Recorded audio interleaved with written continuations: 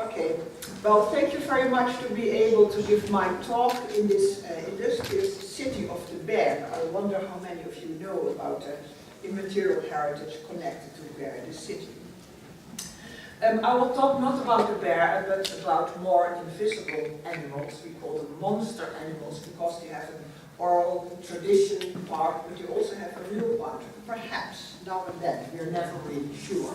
We start the exhibition with the okapi and the unicorn. The unicorn, of course, the monster of the past, of the Middle Ages. But the okapi, an animal that lived in oral tradition, but appeared to be true. I'll focus my talk, however, on the Loch Ness, the monster of Loch Ness. And I'll have some central questions I'll share with you.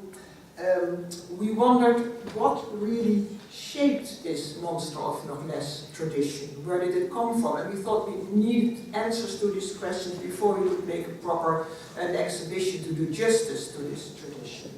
What is the influence of urban tradition on this rural context in which Loch Ness, of course, the monster of Loch Ness functions? Is there a community connected to it at all? And what is the Teylers Museum, which is an 18th century museum of the history of art and the history of science, would it be a good place to present such a cultural and a bit difficult sort of story about animals that we don't know what exist? There were also protests of the board of the Teylers Museum who said, well, this is a science museum, how can you start a subject about monster animals, about unicorns, about dragons, about the monster of Loch Ness? We shouldn't do that.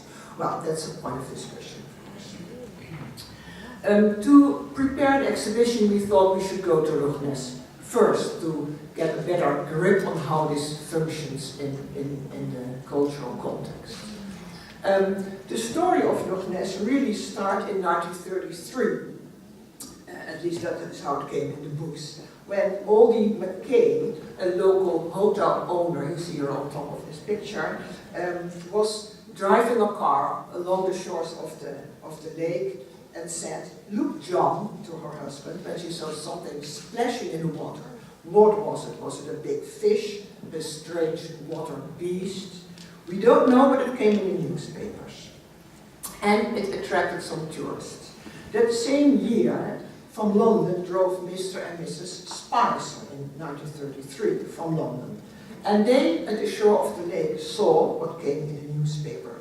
Like this, I quote, "The nearest approach to a dragon or prehistoric monster that I ever have seen in my life." And Aldi McKay, it was a fish, and now it's a big historical monster. The monster, very soon coined Nessie, has not left the limelight ever since. In that same year, there was another student from Edinburgh on his motorbike who saw the monster crossing the road. So this became the model of the Loch Ness monster. Where it is really the first sightings. Quite soon, journalists were clever to dig up old stories of the annals of the 7th century, where a Saint Columba had confronted a monster in the River Ness and sent it away. This was already documented in the 7th century.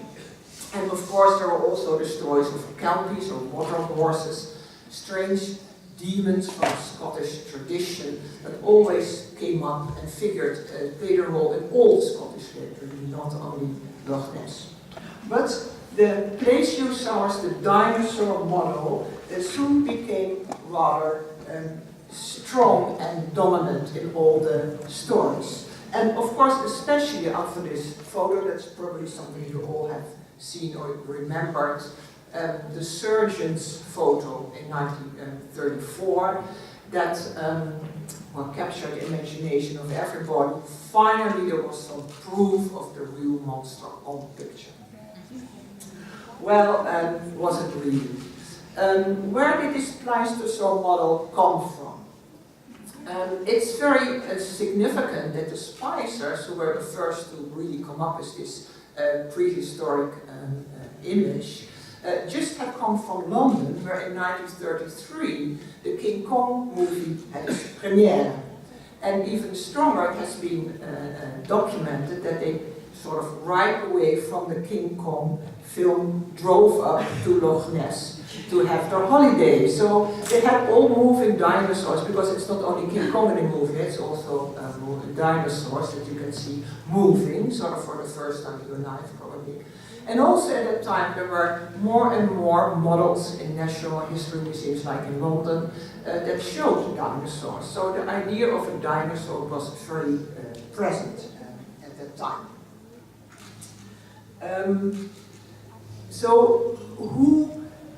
This was the idea, it should be a prehistoric monster, and it's very interesting to realize that even biologists and scientific people, and let alone the population around the lake, all went along with that image. But after the highlights in the 1930s and later sort of coming back in the 1960s, there was never real proof anymore of a real monster in the lake. And people are still looking. What is Loch Ness now in 2017? We visited the lake and saw Nessie was omnipresent. Everywhere you see shops with very ugly, fluffy monsters that represent, of course, the pride of the local shops, fuel stories, and please especially tourists, because that is, of course, one could perhaps say the community that keeps the Loch Ness monster story alive. It's not so much the locals who profit from it, it's more the tourists who come there and really believe that they might have a chance to see the monster. And also local bookshops, also in Inverness, the larger cities around Loch Ness, of course, profit very much from the idea that there is a monster somewhere in the lake. Well, how to present such a slippery story in a science museum? Of course, we could tell the story and the history and make people think about themselves. What could it be if Nessie was a plesiosaurus? What are the odds that there is still a plesiosaurus in the lake in Scotland? What does science say about it? What were the fakes?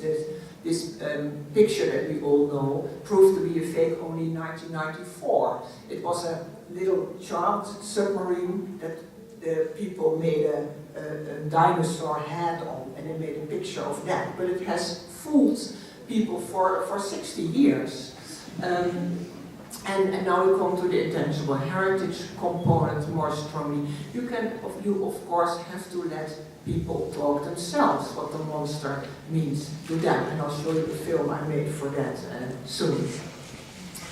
For the Teylers Museum, this was all quite new. When I said I wanted to go to Loch Ness and make a film there and interview people, they said, well, we never do that. We use our collection and we use what's in books, but we don't go out there and collect information ourselves. And for me as an anthropologist, of course, to gather the local voices and the multiple interpretations of the monster was, of course, key to my whole idea of making a monster exhibition. So I'm glad they finally came along with me, because it would have been a problem if they wouldn't have. This is, of course, your risk as a guest curator. You're sort of dependent, of course, also on the staff of the museum. But another thing was that it opened also their eyes for their own collection. For example, here in this slide you see a fish, a coelacanth, that was only known, that's a fossil the Teylers Museum had in their collection. And it was for a long time thought to be extinct. But in 1938, for the coast of South Africa, people fished up a new coelacanth. So the coelacanth was alive, a living fossil. Well, this is the story for the museum, but this also had an effect, of course, on all the watchers of the Loch Ness monster. We said, well, if the coelacanth is alive, maybe there's also a plesiosaur in Loch Ness. And maybe the Yeti is also existing, because there's a still small population of Neanderthal people still in the mountains of the Himalayas. So it triggered a lot of excitement in the group of people who were doing this research. Okay, I'll come to that later. Let me try to show you the film first that we showed. How do I do that? I go to escape. So I do this. yes. Yes, sorry.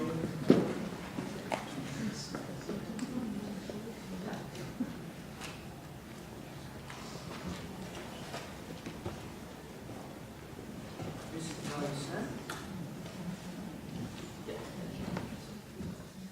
So do you think there's a monster in Loch Ness? I think there probably was a long time ago, but I'm not sure it would still be alive today. How did it look like, you think? I think it probably looked like the typical image that we see, like maybe almost like a dinosaur, a swimming dinosaur. I think that's quite believable. So do you believe there's a monster in Loch Ness? I think there could be, because St. Columba saw a beast. This is in the annals of St. Adomnan. And what he saw was a beast in what is now the River Ness as opposed to Loch Ness. And this beast had been taking a large bite out of a man. And St. Columba threw a white stone at the beast, and the beast descended into the river. It wasn't Loch Ness, it was the River Ness. And that is mentioned in the annals of St. Adomnan, who was a Celtic saint. So do you believe there's a monster in Loch Ness? There is a monster in Loch Ness now, and there will be for as long as people want there to be. And what do you think it is? The Loch Ness Monster is one of the monsters that lives within us. So, do you think there's a monster in the lake? Yes, definitely. What do you think it is?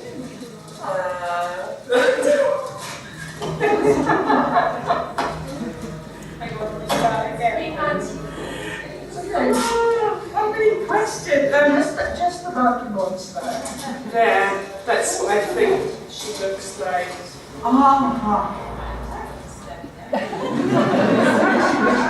Yes. Did you see her? No, I haven't, but there has been a lot of sightings.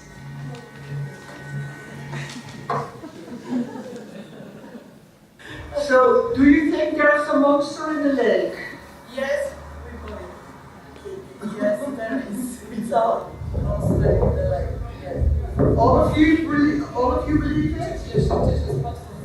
Smoke. Smoke, it is dragon. Dragon. We believe there is a dragon in the lake. Dragon. Okay, sorry, I have to stop.